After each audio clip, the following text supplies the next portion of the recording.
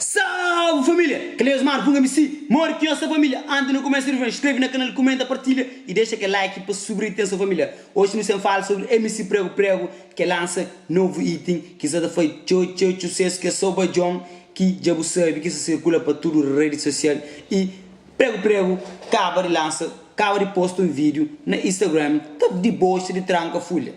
Tá falando uma periquito, que essa foi sucesso mais. Uma periquito que está na moda. Se uma boa na música bajão, manda um indireta para MC Tranca Folha. Se o último som que pega, então hoje, uma MC Tranca Folha, se ser chocotar para MC Prego Prego. MC Prego Prego, se está falando, uma periquito que está na moda mais. MC Prego Prego tem estado cada dia mais, está zomba de MC Tranca Folha. Se amanhã sabe, eu estou sabe, uma Prego Prego, para a boleia, na MC Tranca Folha, que hoje Prego Prego é um hit. Cada música que lança é um hit, gosto de Prego Prego está na moda. Nem todo artista que fica na moda para sempre.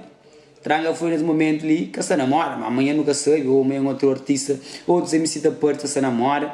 E no estudo não está entrando na moda, não sai de moda, é assim uma roupa. Tem que escrever onde fica, tem que escrever onde vai. Você entende? Mas a Tranca Folha que mostra, me quer ver mais, me se lança mais hit. Dois MC, mais ouvir na caveira, mais tocar na caveira. Periquito com Prego Prego. Prego Prego, se debocha de periquito. Não dá porque a vida passa, não está hoje deboche.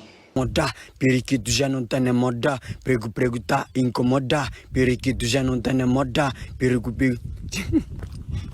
periquito já não tá na moda, periquito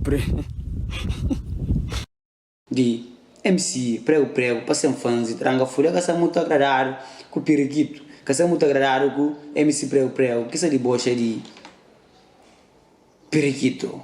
Dá porque a vida passa, não está hoje deboche de MC Prego Prego. Depois de música bajão, é deboche de periquito, que é aquele novo som de MC Prego Prego.